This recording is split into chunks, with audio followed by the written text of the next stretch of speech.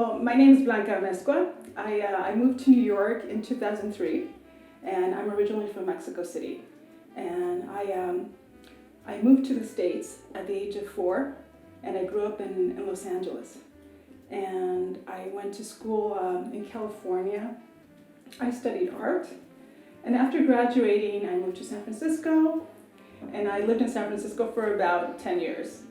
I actually have been living in the Bronx since 2005, with a little break in between, but I have been living in South Bronx since that time. Because I was invited to teach art in a middle school up in Hunts Point. Out of all the boroughs in New York, and the fact that I'm not in New York, I've always been very interested to see what happens all over the city. But the Bronx is very specific, not only because it's really a borough that is the greenest borough in New York City, and I think people forget about that. If you don't walk around the Bronx and really understand the geography of the Bronx, you'll never get that. But it's the demographics, the diversity in the Bronx is also very specific. It's very Caribbean, African, now Mexican. But I feel very, very at home in a place that contains that type of diversity. So I began a project in 2008 in my apartment called the Bronx Blue Bedroom Project, where I invited artists to exhibit in my bedroom. And artists came and they really just took over the entire bedroom, and they were exhibiting work for an entire month. And in addition to exhibiting the work, I also asked that they were invited to cook a meal for about 20 people and to do a workshop based on the work that they were exhibiting.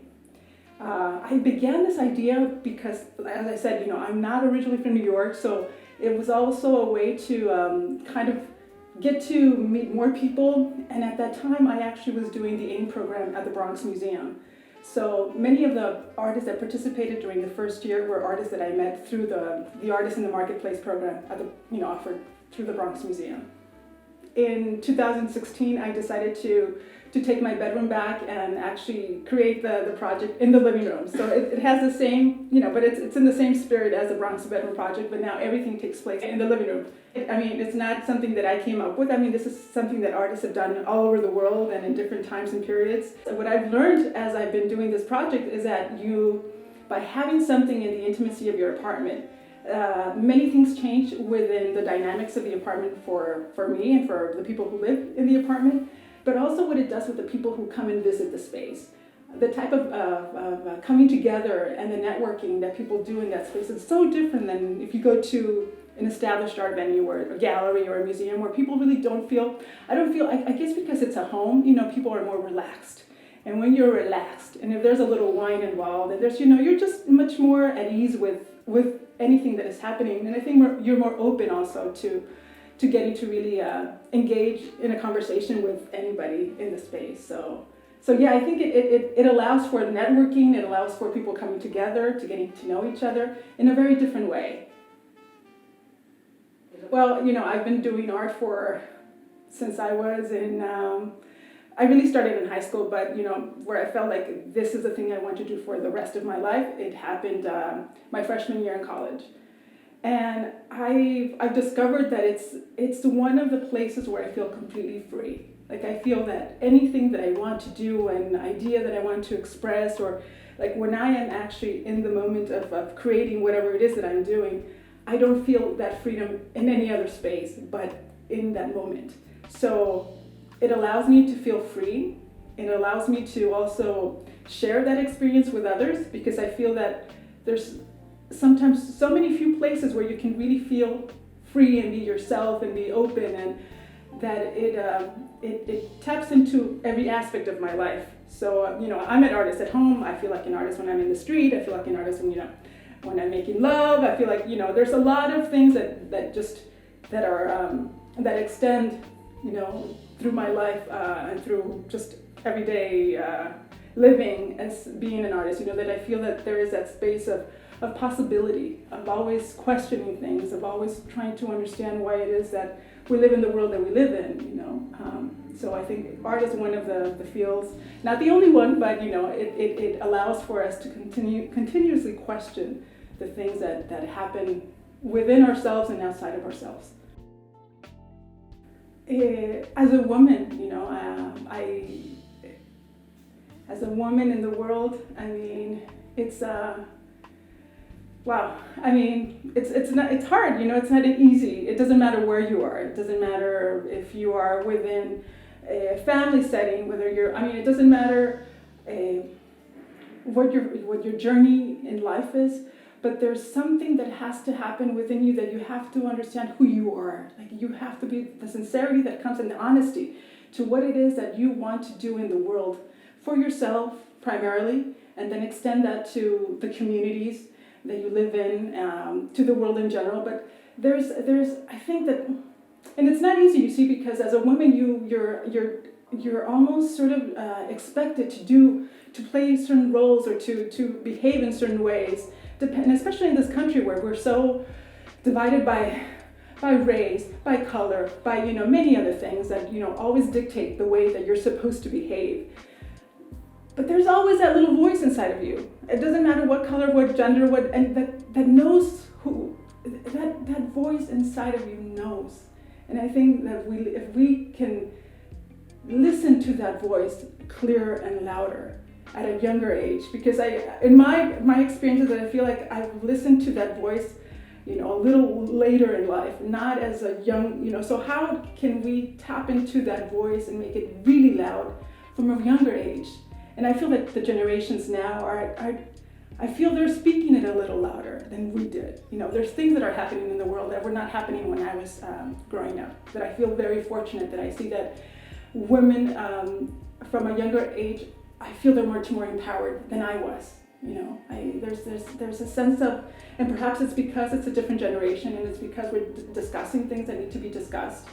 Particularly in the American experience, you know, it's very different if you live in a different country. But in this context and in this setting, the things that we are discussing, race, color, you know, gender, and the way we address them, I think is a very, very, very important part of who we're becoming, you know. And these things take a long time to change, but the fact that the discussions are there and they're open, and, you know, we can talk about, you know, what we need to remedy and where we've been, because we know. I mean, you know what's happening. It's not, you know, if you don't know the history of the country, if you don't know your own history, then we're completely lost, you know. We're just, as, you know, as Baldwin used to say, you need to know your history. And he was obliged, you know, he said, I know my history and I even know your history.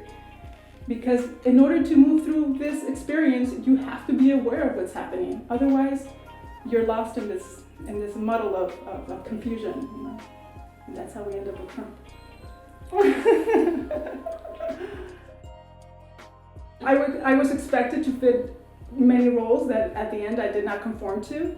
And, you know, it's just, there's things in life that you understand that they're part of just, they're part of a discussion, a lineage of an expectation of who you're supposed to be, what you're supposed to do. You're supposed to fit into certain roles, but then if you don't, you know, the whole narrative changes for you. So it's always kind of trying to, like I said, listen to that voice within you of understanding your own personal narrative, independent of what is expected from you. Like, there is a narrative that you carry within yourself just for the fact that we're human, you know. That's that your beating heart is there, it's guiding you, and we should listen to that heart a little bit more too. You know, go at the pace of the heart. You know, all this rush, it's unnatural for us to just be like sapping and seeing things so quickly. We have a heart that is dictating the rhythm, and we forget that we have to listen to that rhythm. Instead, we go too quickly. So it's that voice that determines who you are, and you know, excuse me.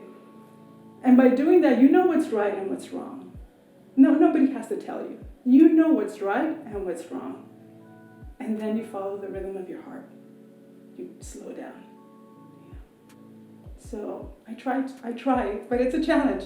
It's a daily challenge, because I am in a place that, unlike many other places that I've lived in, has a very different rhythm. I mean, the rhythm is already dictated by money, by speed, the city of New York, New York City is, the grid is speed and money. It's already there. It's already within the nature of the way it's, the urban planning of the city is that. But to be aware of that, that's why being in the Bronx for me is like, I come to the Bronx and I feel like, it immediately just changes. Although I'm not that far away from Manhattan, but once I reach the house, I know I'm no longer part of that running grid that dictates many things that happen in this place. Yeah. So, thank you. Thank you.